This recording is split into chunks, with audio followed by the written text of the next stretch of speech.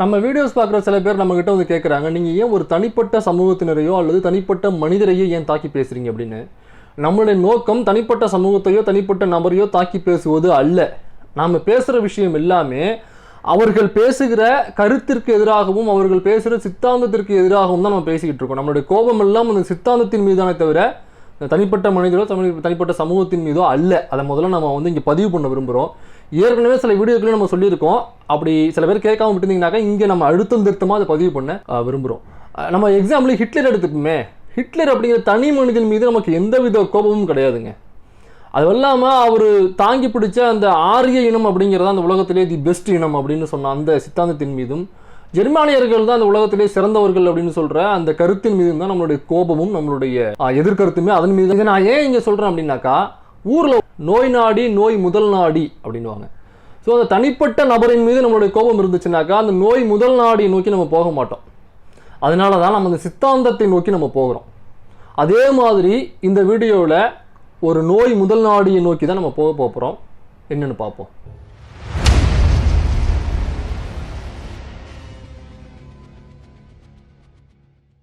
நல்ல மாட்டுக்கு ஒரு சூடு அப்படின்னு ஊரில் ஒரு பழமொழி சொல்லுவாங்க. இந்த மாட்டுக்கு எத்தனை சூடு தான் போடுறது, திரும்ப திரும்ப அது சுற்றி சுற்றி நம்மகிட்டே வந்துட்டு இருக்கு. கழுத மாட்டு மூளை தானே, எவ்வளோ சொன்னாலும் புரிய மாட்டேங்குது. அதுக்கு ஒன்றும் இல்லைங்க. ஒரு வீடியோ ஒன்று இணையத்தில் பார்த்தங்க. இந்த வீடியோ ரொம்ப வருஷமாக இணையத்தில் சுற்றி சுற்றி சுற்றி நம்மகிட்டே வந்துகிட்டு இருக்கு. நிறைய பேர் வந்து ஃபேஸ்புக்கில் டேக் பண்ணி விடுவாங்க, இன்பாக்ஸுக்கு அனுப்பிச்சி விட்டு இதெல்லாம் அவங்க கண்ணில் போடாதா, இதெல்லாம் பேச மாட்டீங்களான்னு சொல்லி கேட்பாங்க. கழுதை நான் தான் டச் பண்ணாமல் விட்டு வச்சுருந்தேன். இன்னைக்கு பாருங்க, சுற்றி சுற்றி நம்ம வீட்டு வாசல்லையே வந்து கோலம் போட்டுக்கிட்டு இருக்கு. சரி, பொறுத்தது போதும் பொங்கிடும் மனோகரா அப்படின்னு சொல்லி இன்னைக்கு ஒரு பொங்கிட்டேன். அது என்ன வீடியோ அப்படின்னா, நம்ம தர்மத்துக்கு மீறி போகாமல், நம்மளுடைய வர்ணத்துக்கு மீறி போகாமல், நம்ம வர்ணத்துக்கு மீறி மற்றவாகிட்ட நம்ம குழந்தைகளை பழக விடாமல் ஜாக்கிரதையாக காப்பாற்றி சின்ன வயசுல இருந்து ஜாக்கிரதைப்படுத்தணும் குழந்தைய. அதுக்கப்புறம் வெளியில சாப்பிடக்கூடாதுங்கிறத சொல்லி கொடுக்கணும். ஏன் மற்றவ ராத்திரில சாப்பிடக்கூடாதுன்னு சொல்லணும். அம்பி என்ன சொல்ல வர்றாருன்னா, ரொம்ப சிம்பிளா சொல்றேனே, அக்ரகாரத்தில் உள்ள குழந்தைகளை அக்ரகாரத்தை விட்டு வெளியில் உள்ள வீடுகளுக்கு விளையாடவோ அல்லது அந்த வீடுகளுக்கு சாப்பிடவோ அனுப்பாதீங்க அப்படின்னு சொல்கிறாரு. அது என்னடா, அது குழந்தைகளை இன்னொரு வீட்டுக்கு போகாதுன்னு என்னடா எதிராக சொல்லணும் அப்படின்னாக்கா தர்மம் சொல்கிறது அப்படிங்கிறாரு. அது என்னடா அது தர்மம் அப்படின்னா, மனு தர்மம் சொல்கிறது. நாமளும் சொல்லுவோம், அகண்ட பாரதம் அமைப்போம் வாருங்கள் ஹிந்துக்களை அப்படின்னு கூப்பிட்டோன்னே நாமளும் நம்மளை தான் கூப்பிட்றான்னு சொல்லிட்டு வேட்டியை வீரா வேஷமாக மடிஞ்சு கட்டிட்டு ஸ்ட்ரைட்டாக ஒரு வீட்டு வாசலுக்கு போவோம். வாங்கோண்ணா அப்படின்னு சொல்லி கையை விரிச்சுட்டு போவோம். அவள் சொல்லுவா, டே கூமுட்டை கொல்லவாச பக்கமாக வாடா, வாச பக்கமாக வராதடா அபிஸ் டூம்பா. அவ்வளோதான்.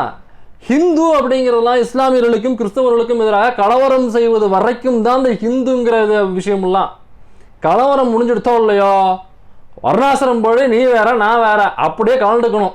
நீ வேணா ஹிந்துன்னு சொல்லிட்டு அவள்கிட்ட பழக போகலாம். நான் அவங்ககிட்ட பழகிறப்பெல்லாம் வர்ணாசிரமத்தின் அடிப்படையில் தான் பழகுவா. ஏங்க சும்மா ஏதாவது தூக்கிட்டு வராதிங்க. அவர் அந்த வீடியோவில் ஜாதிங்கிற வார்த்தையே பயன்படுத்தலை. நீங்கள் தாங்க அடிக்கடி வந்து ஜாதி ஜாதி ஜாதி ஜாதின்னு பேசி இருக்கிற ஜாதியை பெருசாக்கிக்கிட்டே இருக்கீங்கன்னு நீங்கள் கிளம்பி வர்றீங்களா? சரி, நாங்கள் சொன்னால் தான் நீங்கள் நம்ப மாட்டீங்க. அவள் சொன்ன நம்புவேளா? அவளே சொல்கிறா, நல்லா கேட்டுக்கோங்க. அதுக்கப்புறம் மற்ற ஜாதிக்கும் நமக்குள்ள வித்தியாசம் என்னன்னு சொல்லி கொடுக்கணும். இப்படிலாம் சொல்லி கொடுத்தோன்னா அப்போ வர்ண சங்கிரகம் இல்லாமல் நம்மாத்து குழந்தை நம்ம மாதிரியே இருக்கும். இப்போவாது புரியுதுங்களா அண்ணா என்ன சொல்ல வராருன்னு? அதாவது அக்ரகாரத்தில் உள்ள குழந்தைங்க வந்து மற்ற சாதி குழந்தைகளோட பழகக்கூடாது, அவர்கள் வீட்டில் போய் சாப்பிட்றதோ போக்குவரத்தோ வச்சுக்கக்கூடாது அப்படின்னு சொல்கிறாரு. ஏங்க அப்படிதாங்க அவங்க வந்து ரொம்ப ப்ரீ பிளான்டாக தான் ஒர்க் பண்ணி வச்சுருக்காங்க. இங்கே ஊரே எப்படி இருக்குது, ஊரில் வந்து அக்ரகாரம் தனியாக, ஊர் தனியாக, சேரி தனியாக தானே இருக்குது. தனித்தனியாக தான் பிரித்து வச்சுருக்காங்க. இங்கே உள்ள அங்கே போகக்கூடாது, அங்கே உள்ள இங்கே வரக்கூடாது, பிரித்து தானே வச்சுருக்காங்க.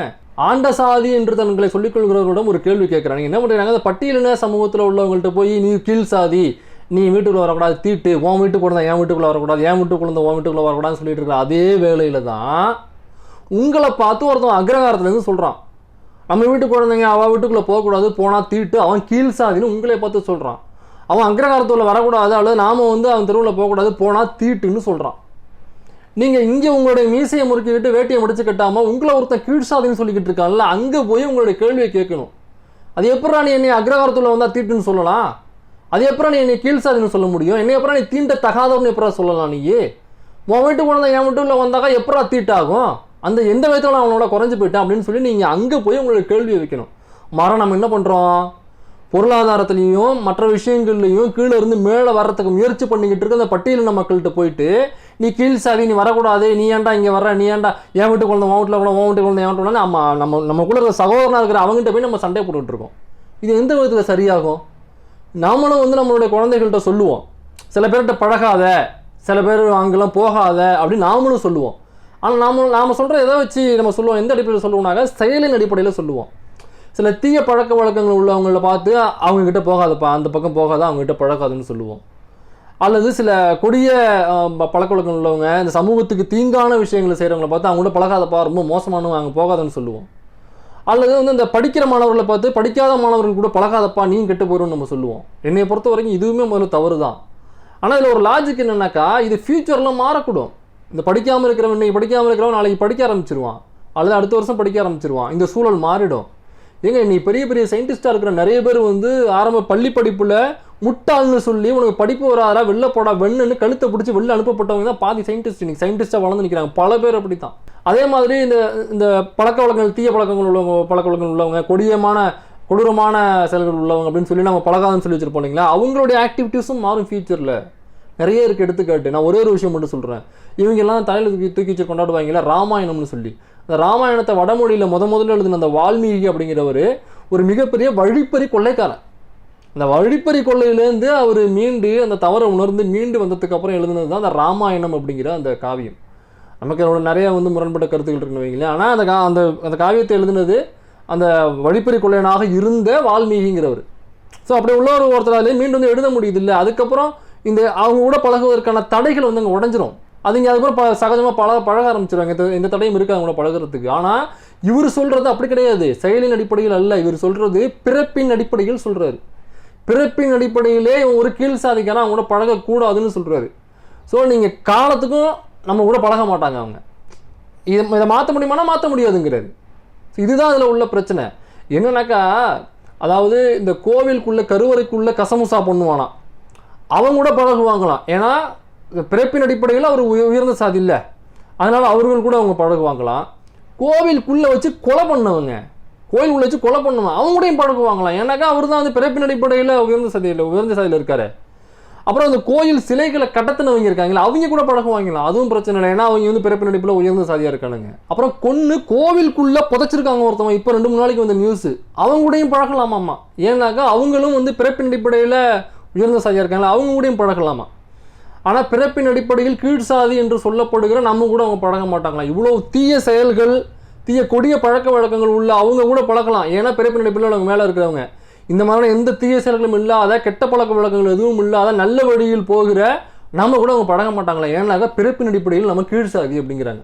ஏப்போ ஆண்ட பரம்பரைகளா, நீங்களாம் என்ன பண்ணுறீங்க, அவங்க கிட்ட போயிட்டு ஆமாம் நாங்கள்லாம் வந்து பெரிய மன்னர் பரம்பரை, எங்களுடைய பாட்டா முப்பாட்டா கட்டின கோவில்களில் தான் நீங்கள் லேபர்ஸாக வேலை செஞ்சீங்க, அதனால என்ன பண்ணுறீங்கனாக்கா இனிமேல் எங்களை வந்து தீண்டத்தக்காதவர்னு சொல்லக்கூடாது. ஏன்னாக்கா நாங்கள் போட்ட படியில் தான் நீங்கள் உணவு உண்டிருக்கீங்க, நீங்கள் இருக்கிற இடம் கூட நாங்கள் வந்து பிரம்மதேய நிலங்கள் அப்படிங்கிற பேரில் உங்களுக்கு இலவசமாக கொடுக்கப்பட்ட நிலங்கள், இதெல்லாம் வாங்கிட்டு நீ என்னையே வந்து தீண்டத்தக்காதவன்னு சொல்லுவியா, என்னையே வந்து கீழ் சாதிக்காரன்னு சொல்லுவியான்னு சொல்லி கொஞ்சம் அங்கே போய் உங்களுடைய மீசையை முறுக்குங்கள். அப்புறம் அந்த தலைவர் வந்து ஒரு அறிவார்ந்த அறிவியல் பூர்வமான அந்த சொற்பொழிவுக்கு இடையில யாரோ ஒருத்தவங்க நம்ம பையன் நினைக்கிறேன் ஒரு கேள்வி, ரொம்ப இன்ட்ரெஸ்டிங்கான ஒரு கேள்வி நோக்கி கேட்டிருக்காரு.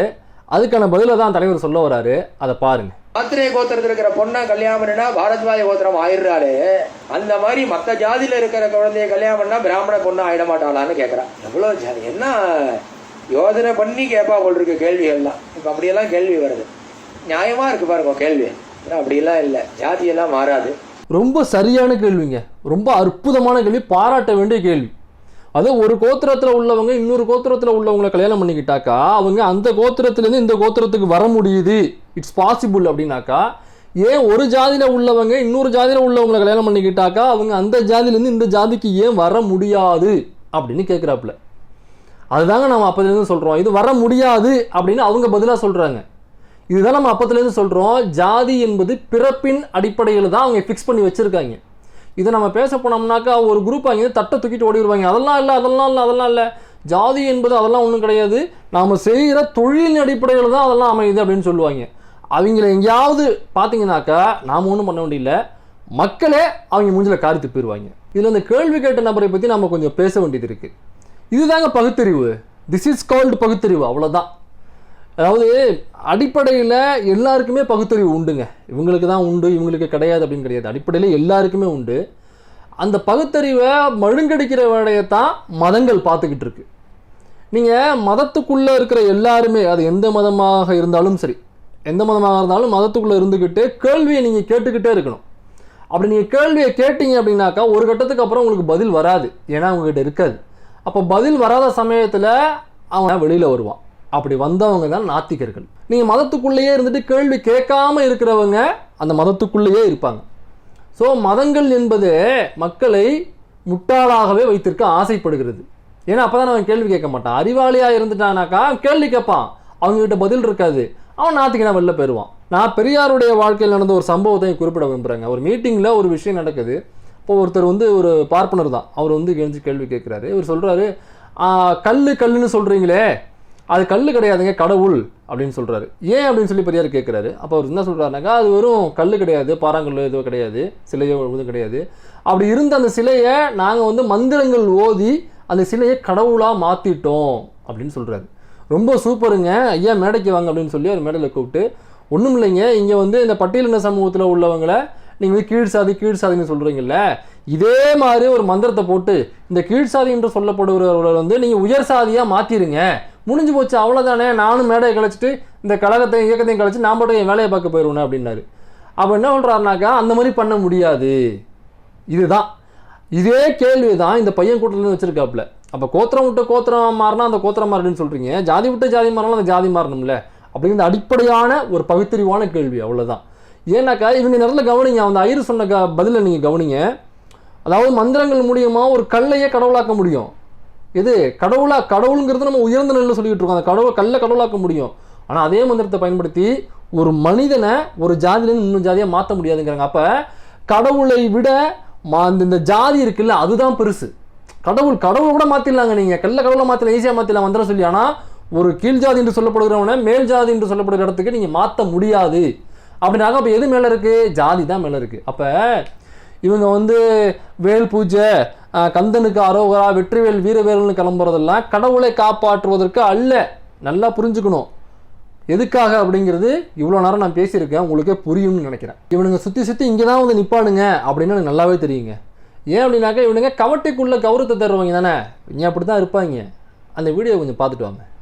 11 வயசுக்கு மேலே அந்த மென்சஸ் பீரியட் ஆனது குழந்தைகளுக்கு ஸ்டார்ட் ஆகிடும். அதனால 8 வயசுல கல்யாணம் பண்ணி கொடுன்னு சொல்றது சாஸ்திரம். பெண்களுக்கெல்லாம் 8 வயசுலேயே கல்யாணம் பண்ணி கொடுத்துடணுமா? ஏன்னா 11 வயசுலேருந்து பருவமடைய ஆரம்பிச்சிருவாங்களாம். அதனால 8 வயசுலேயே கல்யாணம் பண்ணி கொடுத்துடணும்னு சொல்கிறாப்புல. எனக்கு தெரிஞ்சு இதெல்லாம் போக்சோ சட்டத்தின் கீழே வருது. ஏப்போ அந்த குழந்தைகள் நலன் சார்ந்து இயங்குறவங்கள உங்களுடைய பார்வைக்கெல்லாம் அந்த வீடியோ வரலைங்களா? மற்றும் சட்ட வல்லுநர்களே இதை பார்த்து செஞ்சு விடுங்க. ஏங்க இந்த அக்கா காயத்ரி ரகுராம் அக்கா, அப்புறம் அக்கா சின்மயி அக்கா, அப்புறம் தி கிரேட் டான்சர் புள்ளி விவர புலி அக்கா மதுவந்தி அக்கா, அப்புறம் நம்முடைய பஞ்சாயத்து தலைவர் அக்கா லக்ஷ்மி ராமகிருஷ்ணன் அக்கா, இவங்களுக்கெல்லாம் இந்த வீடியோ பார்வையில் போட்டுச்சா இல்லைங்களா? ஏங்க எதுக்கெடுத்தாலும் எங்களோட மனசு புண்பட்டுருச்சுன்னு பேசிக்கிட்டு இருப்பீங்களே, இப்போ உங்களோட மனசு புண்படலையா என்ன? 8 வயசு குழந்தைய கல்யாணம் பண்ணி பேசிக்கிட்டு இருக்காங்க ஒருத்தவன். இதுக்கு மேலே என்ன அவரு இவருன்னு மரியாதை அவனுக்கெல்லாம்? இதெல்லாம் பார்த்து இப்படி சும்மா இருக்க முடியும்? இதெல்லாம் பார்த்துட்டு உங்கள் மனசு பொங்காதா? இதுக்கெல்லாம் பார்த்து நீ போட மாட்டீங்க. அப்போ இதை எதிர்த்து பேசுறதுக்கு எந்த நூல் உங்களை தடுக்குது? அப்புறம் இன்னொரு பீஸ் வீடியோ போட்டுச்சு, நீ வெளில வருவல்ல, மக்கள் உன்னை பார்த்துக்கிட்டு இருக்காங்க, மக்கள் உன்னை சும்மா விட மாட்டாங்க தெரியல, நீ வெளில வருவல்ல, வாடே ராஜா வா ராஜா அப்படின்னு சொல்லிட்டு ஒருத்தர் வீடியோ போட்டாருங்களே.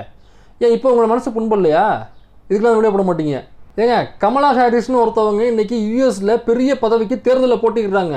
அவங்களுடைய அம்மா இவங்க சொல்லியிருக்கிற மாதிரி 8 வயசுலேயே கல்யாணம் பண்ணி கொடுத்துருந்தாங்க அப்படின்னாக்கா அவங்க யூஎஸ் போயிருக்க முடியுமா? அங்கே போயிட்டு கேன்சர் ஸ்பெஷலிஸ்ட்டாக சயின்டிஸ்ட்டாக ஆயிருக்க முடியுமா? அதுக்கப்புறம் கமலா ஹாரிஸுங்கிற பொண்ணு 8 வயசுல இவங்க சொல்கிற மாதிரி கல்யாணம் கொடுத்தா கமலா ஹாரிஸ் இன்னைக்கு யூஎஸில் போயிட்டு அங்கே உள்ள பெரிய ஒரு பதவிக்கு தேர்தலில் போட்டியிட முடியுமா? இவங்க எல்லாம் எதெல்லாம் பண்ணக்கூடாது, நமக்கு எதிரானதுன்னு சொன்னாங்களோ அதை இதெல்லாம் அவங்க பண்ணாங்க. யூஎஸில் போய்ட்டு அவங்க சயின்டிஸ்ட் ஆனாங்க, ஸ்பெஷலிஸ்ட் ஆனாங்க. அவங்க இன்றைக்கி அமெரிக்க தேர்தலில் பெரிய பதவிக்கு போட்டிடுறாங்க. எவ்வளோ பெரிய இடத்துக்கு போயிருக்காங்க. இவங்க எதெல்லாம் பண்ணக்கூடாதுன்னு சொன்னாங்களோ அதெல்லாம் பண்ணதுனால அந்த இடத்துக்கு நகர்ந்துருக்காங்க. ஏங்க 8 வயசுனாக்கா 3வது 4வது படிக்குங்க அந்த குழந்தை, அதுக்கு சாப்பிடக்கூட தெரியாது. அந்த குழந்தைய கல்யாணம் பண்ணி வைக்கணும்னு சொல்கிறான் அந்த லூசு பைய. வயசு நம்ம அடுத்த பாயிண்ட் போகலான்னு நினைக்கிறேன். கெட்ட வார்த்தையில் வருது. இவனுங்க சுற்றி சுற்றி அல்டிமேட்டாக இங்கே தான் வந்து நிற்பானுங்கன்னு எனக்கு அப்போவே தெரியுங்க. அல்டிமேட்டாக இங்கே தான் வந்து நிற்பானுங்க கேரங்க பிடிச்சவனுங்க. அதையும் பார்த்துருங்க. சுதந்திரமா ஸ்திரீகள் எப்போதும் இருக்கப்படாது. என்ன அர்த்தம்னா, சுதந்திரம்னா என்ன தெரியுமா? வெளியில ஜாலியா போயிட்டு வர்றதுக்கு சுதந்திரம்னு அர்த்தம் இல்லை. தானே சொத்து சம்பாதிச்சு தனக்கு தானே ஆர்ஜிதம் பண்ணி சாப்பிட்டு அந்த மாதிரியான சிரமங்கள், உத்தியோகத்துக்கு போறது, அதெல்லாம் பண்ணப்படாது. கண்ணாடி வலை அழகா நல்ல அலங்காரம் பண்ணிக்கிறதுக்கு கண்ணாடி வலை போட்டுக்கணும்னு சொல்லணும். இந்த கண்ணாடி வலை சௌமங்கல்யமா இருக்கிற வரைக்கும் தான் போட்டுக்கலாம். விதவைகள் கண்ணாடி வலை போட்டுக்கப்படாது. இதுதாங்க இவங்க பிரச்சனையே. இதுதான். பெண்கள் வேலைக்கு போகக்கூடாது, பெண்கள் சம்பாதிக்கக்கூடாது, பெண்கள் வந்து சுதந்திரமாக இருந்துடக்கூடாது, கடைசி வரைக்கும் அடிமையாகவே பெண்கள் இருக்கணும். இப்படி பெண்களை கடைசி வரைக்கும் அடிமையாகவே இருக்கணும் அப்படின்னு போதிக்கிற இந்த மனு தர்மத்தையும் சனாதனத்தையும் ஆதரிக்கிற பெண்கள் இருக்காங்கல்ல, அவங்கள தாங்க என்னால் புரிஞ்சுக்கவே முடியல. எப்படி இதை ஆதரிக்கிறாங்கன்னு எனக்கு புரியல. அந்த மாதிரியான பெண்களை வந்து நம்ம சந்தேகிக்க வேண்டிய நிலைமையில் இருக்கோம். ஏன்னாக்கா ரெண்டு விஷயம் தான். ஒன்று, இந்த மனு தர்மமும் இந்த சனாதனமும் இந்த மதங்களும் பெண்களை அடிமைப்படுத்துவது என்று தெரிந்து கொண்டு தன்னுடைய சுயலாபத்திற்காகவும் தன்னுடைய பொருளாதார வளர்ச்சிக்காகவும் மட்டுமே மற்றவர்களுக்கு அதை புகட்டுகிற வேலையை பார்க்குறாங்க அப்படின்னு வச்சுக்கலாம் ஒன்று. அல்லது நம்பர் 2, இந்த மாதிரியான எந்த விஷயங்களும் தெரியாமல் இந்த மனு தர்மமோ சனாதனமோ மதங்களோ, நான் ஒட்டுமொத்தமாக எல்லா மதங்களையும் சேர்த்து தான் சொல்கிறேன், இது எல்லாமுமே வந்து பெண்களை அடிமைப்படுத்தலை, ஃப்ரீடமாக தான் வச்சுருக்கு, அவங்களுக்கு எல்லா உரிமைகளையும் கொடுத்துருக்கு, ஆணுக்கு பெண் சரி நிகர்னு சொல்லுது அப்படின்னு தவறாக புரிந்து கொண்டு முட்டாள்தனமாக லூசுத்தனமாக அதை வந்து தவறாக புரிஞ்சுக்கிட்டு பரப்புரை செய்கிறாங்க. அப்படி 2 விஷயம் தான் இருக்கும். ஒன்று இதுவாக இருக்கும், அல்லது இதுவாக இருக்கும். இந்த மாதிரியான விஷயங்களை பரப்புறதுக்கு இவங்க மட்டும் இல்லை, பீகார்லேருந்து பல ரெங்கராஜிகள் இங்கே இறக்கப்பட்டிருக்காங்க. பல காலேஜுகளில் இந்த ரெங்கராஜிகள் போய் இந்த மாதிரியான விஷயங்களே காலேஜுகளில் மாணவர்கள் மத்தியில் பெற்றோர்கள் மத்தியில் பரப்பிக்கிட்டு இருக்குங்க. நான் திரும்பவும் சொல்கிறேன், எந்தவித தனி மனிதர் மீதும் நம்மளுடைய எதிர்ப்பு கிடையாது. ரெங்கராஜுகளோ அல்லது இந்த வீடியோவில் ஒருத்தர் பேசியிருக்காரு, நம்ம தலைவர் ஒருத்தர் பேசியிருக்காரு, அவர் இந்த மாதிரி யாராக இருந்தாலுமே அவருடைய தனிப்பட்ட அந்த மனிதர்கள் மீது நம்மளுடைய கோபம் அல்ல. இவர்கள் பேசுகிற சித்தாந்தத்தின் மீதும் அந்த கோட்பாடுகளின் மீது தான் நம்மளுடைய கோபம். நான் கூட அவங்க கோபப்படாமல் அவங்க நியூட்ரலாக அப்படி தான் பேசி புரியுதுன்னு நினைக்கிறேன். ஆனால் 8 வயசு குழந்தைக்கு கல்யாணம் பண்ணி ஒருத்தர் பேசுகிறான், இதை ஆதரித்து பல பேர் பேசுகிறாங்க. அப்படிங்கும்போது நமக்கு கோபம் தானாக வந்துடுது. ஆனால் இந்த ஒட்டுமொத்த கோபமும் இந்த சித்தாந்தத்தின் மீதும் இந்த கோட்பாடுகள் மீதுமா தவிர தனிப்பட்ட நபர்களின் மீது அல்ல. ஸோ பர்சனலாக யாரும் எடுத்துக்காதீங்க. ராஜபக்ஷ என்கிற தனிநபர் மீது நம்மளுடைய கோபம் அல்ல.